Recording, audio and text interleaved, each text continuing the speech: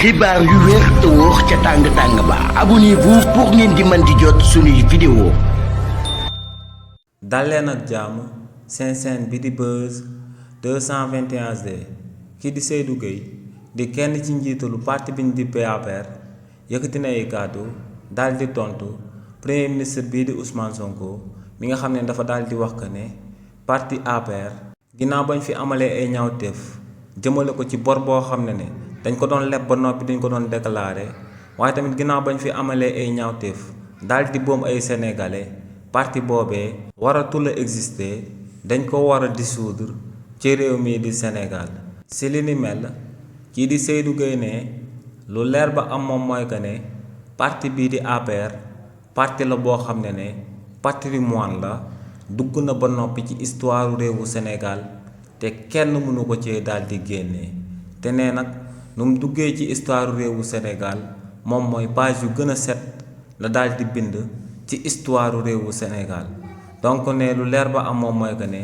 parti bii di APR aku patrimoine national la ne Sénégalais ci seen wàllu boobu ñoo ko bëggal seen bopp te ne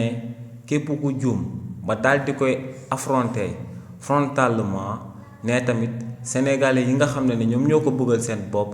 ñooy wàcc daal di koy aaral seen bopp. donc ne lu leer ba am moom mooy que ne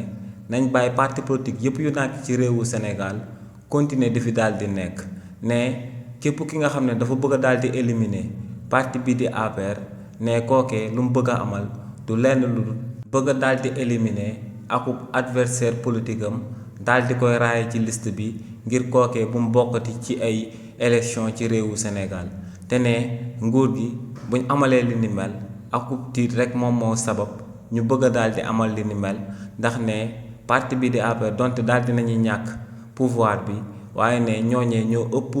doole ci opposition bi donc ne dañ ko war a daal di bàyyi de manière légale démocratique mu continuer di exister ci réewu Sénégal ndax ne képp ku ko laal askan bi ci wàllu boppam ñooy wàcc daal di koy aaral boppam. xibaar yu wér te wóor ca tàng ba abonnez-vous pour ngeen di mën di jot suñuy vidéo.